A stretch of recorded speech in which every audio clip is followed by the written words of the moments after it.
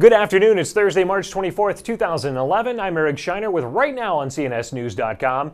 As you know, politics can get messy, and there's always debate about how to best clean it up. He'll do kitchen sinks, laundry too. Man, there's nothing you can't do. Well, I don't think he can help us here. President Barack Obama has repeatedly said he inherited a fiscal mess from his predecessor, George W. Bush. But Obama's nominee to serve as deputy budget director conceded to a Senate panel last week that none of Bush's budgets had as high a debt as Obama's does. The president's budget reduces the deficit, takes it to about $600 billion and stabilizes it. But as we've said... No, it doesn't stabilize it. In years 8, 9, and 10, it goes up every year and reaches approximately $900 billion from $600 billion as the low point in entire 10 years. The highest debt Bush ever had was $450 billion.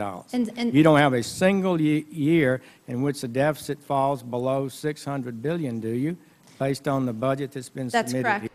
Heather Higginbottom, who was nominated to be Deputy Director of the Office of Management and Budget, discussing the Obama administration's claims that the president's 10-year budget proposal does not add to the national debt. Find out what else was said at Higginbottom's Senate confirmation hearing by checking out Fred Lucas's story.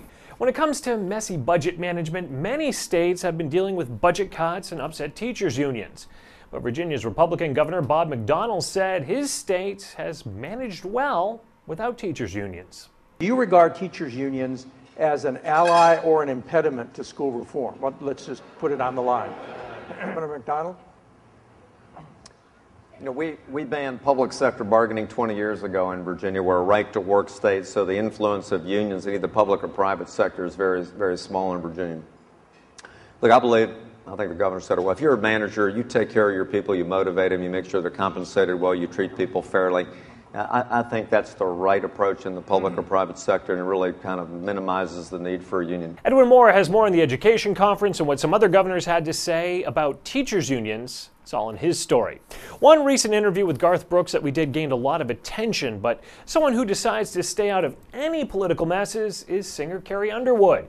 In 2008, Underwood would not discuss who she voted for in the presidential election, saying that she loses respect for celebrities when they back a candidate, and that's a tune that she's continuing to stick to. See, now you're getting into like politicky kind of stuff. I'm here for the service aspect and to honor great people in the service that they've done, and I kind of stay out of the rest of it.